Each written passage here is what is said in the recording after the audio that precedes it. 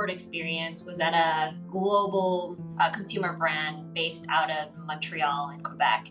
And I remember working there for over a year, and then I started inquiring about how I could grow within the company. So I went to HR to ask where else can I grow in this company? And I remember the following day I got called into my boss's office, and she has asked me to stop inquiring or I would get let go.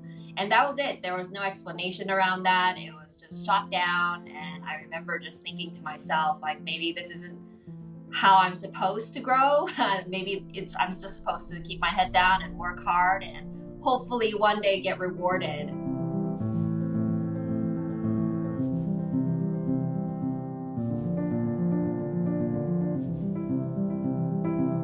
I worked at an early stage startup. The founder's right-hand man asked me to do something, send out a tweet. The founder basically let me go because he just wanted to say that, this is not how we run things. He didn't give me the go-ahead to send that tweet out. And even though it came from the executive and the right-hand man, he wanted to make an example out of it. So I remember he fired me in front of everyone. And definitely that experience affected me in every aspect of my life, career and personal. It affected my personal relationship. I was never able to stand up for myself in my last marriage. And I remember walking away thinking, if I ever have the opportunity to be a leader one day, I will never belittle anyone like that.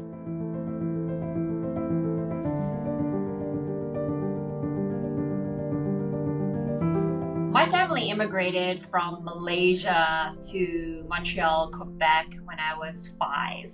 And so I got accustomed to not being surrounded by people that looked like me. A lot of times we were used to racist rhetoric or insensitive comments that would come and directed on myself and my family.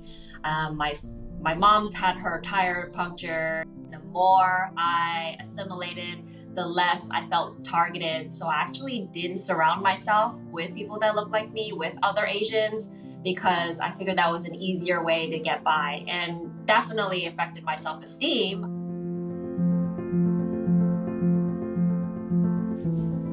I think in our Asian culture, we've been taught to just be model minorities for a very long time, and that's what we did, try to avoid any confrontation that we would face, whether it's social or at work, and just keep working hard. I saw very few people like me that was in leadership roles, so I just knew that there wasn't enough of us out there, and if one of us makes it, we can't all make it. I've experienced a fair share of microaggression. There's been some men that say, oh, well, whose executive assistant are you? And they just make the assumption these are all, most of the time ignorance. Most of the time, I don't say anything and I just kind of brush it off. But that's all I think about for days to come.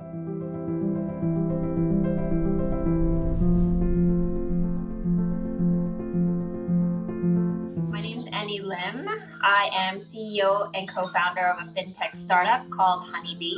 I, grew up in an experience where I wasn't inclusive and diverse, and today as a leader and a CEO, I definitely try to change that culture, and I go above and beyond to make sure that everyone feels inclusive and their ideas matter.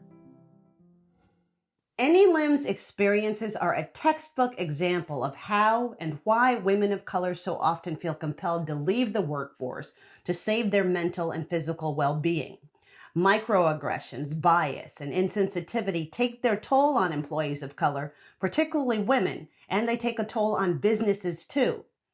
I'm Stacey Tisdale, and this, the first of a series, Paradigm for Parity, is calling Very Courageous Conversations, because while you may think you've got an inclusive and respectful corporate culture, chances are there's a lot of unconscious and inherent bias going on. Here's Dr. Gina Torino, a psychologist and professor at SUNY Empire State, who has researched and written extensively about racial microaggressions. I think really the big piece that they're missing is that these microaggressions occur on a daily basis. they're pervasive, they occur often, and they're very subtle. Some of the psychological impacts of microaggressions are increases in depression, anxiety, low self-esteem, even suicidal ideation. And suicidal ideation and suicide attempts have really increased, specifically in the Asian American community, especially for younger women as well in their 20s. And also, one of the ways that anxiety and stress is being measured is through physiological means, so through cortisol levels. And cortisol is a marker of stress in people. And so there have been recent studies that have found that there are increases in cortisol levels. So we know that this is actually having a real impact psychologically on individuals, and specifically Asian Americans and Asian American women. Sleep disturbances is also a problem. And we know if somebody is not well rested, they're not going to do that well right at their job. Some workplace microaggressions that have the ones I discussed can have a cumulative impact and can lead to decreased productivity in the workplace, decreases in organizational commitment, lower job satisfaction, just not really feeling satisfied where they are. And then what we're finding is that there's an increase in attrition. So people are leaving their jobs, which I think for organizations and corporations isn't good, because I think people want to invest in people in terms of training, in terms of providing assistance, and they don't want people leaving, because I think that will impact the bottom line ultimately. Our goal in this series is not only to raise awareness, but also to provide some concrete steps you can take to improve. Joining me now are Dr. Chris Hom, professor and chair of the Department of Social Research at Boston University, and Howard Ross. He's one of the world's thought leaders on unconscious bias and author of numerous books, including the bestseller Everyday Bias, and most recently, Our Search for Belonging: How Our Need to Connect is Tearing Us Apart, and a principal consultant at Udarta Consulting. Welcome, Howard and Dr. Hom. Thank you so much for joining us. Thank you for having us. A pleasure to be with you, Stacy. Howard, when we think about gender equality and cultural equality in the workplace, we tend to think about things like pay equity, childcare, flexibility. What does addressing mental health challenges do now for this hierarchy, and why should these issues be important to the corporate world? This is the important thing for us to recognize, because the company suffers too. Because if that voice doesn't get into the conversation and they are one of the smartest voices in the room, let's say, then their ideas don't get carried forward. So I think it's really important for us to understand that while, of course, we want to create a space where all of our employees, not just Asians, but all of our employees feel a deep sense of belonging and feel like they're welcomed in the organization, their participation is welcome. There's also self-interest in the organization to do this work and to have people feel more comfortable, because you're going to get better ideas from people, you're going to get better engagement from people, you're going to get feedback from people, as well as helping them. They're going to help us more when we create the space for them to feel fully engaged. When we look at the percentages of the population, we know that the Asian American population is growing dramatically. It's one of the fastest growing elements of our population. And this is why all of a sudden we see this being more and more of an issue in many places in the country, where up to now it wasn't as big of an issue. It's because the numbers are growing and the talent is there, and people want to have that talent in their organizations. But getting the talent in your organizations won't do you much good if people don't stay because they can't find a home there. Dr. Hom, what happens inside of Asian women when that model minority conditioning, particularly the expectations and pressures that come with that, crash head on into the bamboo ceiling? I see so many accomplished Asian American women, but they cannot go up to the ceiling, which is a bamboo ceiling that we are talking about. So it really affects their mental health and their physical health, which I talked about. And I think this is a really serious problem. But however, because Asian American women are conditioned to not to raise their voices, not to push forward, not to fight, not to make a fuss, I think this status quo has been maintained for many, many years. Howard, what would supporting Asian women with this internal struggle even look like in the workplace?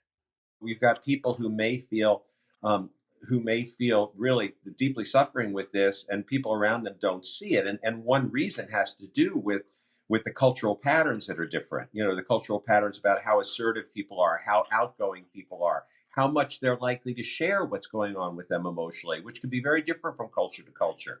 So one of the things I think is really important for any of us who want to create workplace environments in which we can work effectively with each other, develop respect for our fellow employees, is to take the time to learn something about each other's culture, to understand the nature of how culture leads us into particular directions. Oftentimes in the United States and within corporate cultures, Asians are looked at as one group. Asian Americans have all different kinds of ethnicities. So, for instance, we make up about 50 different ethnicities in the US. So, when you say it's an AAPI group, Asian American Pacific Islanders group, we are talking about the groups who are so different from each other. So, it's really important for us to take into consideration of the differences in their incomes, education, the cultures and languages. Yes, it is difficult to do and it is more work to do, but Asian Americans are Americans and we Americans have a responsibility to look at the evidences closely and see the truth. Biases as natural human beings is breathing. And if we start to ask ourselves as we go into circumstances with new people, do I have feelings coming into this interaction? Because that's often the place where we can really identify it first before we know anything about somebody. Am I already making assumptions about this person? Do I have some discomfort? Do I have expectations, for example, that they may not speak the language? These are the kinds of questions we should be asking ourselves as we engage with people who are different from us. Implement some type of training that assesses implicit associations. So for example, Harvard has the implicit association test, maybe giving that out to people so that they better understand their implicit associations. And then 2, help people understand, educate them. I think it's important to create a safe place for us to share these conversations, but to also celebrate it. Corporate environment and corporate executives need to understand that the Lunar New Year is an extremely important celebration for us every year, and a lot of times it's just overlooked.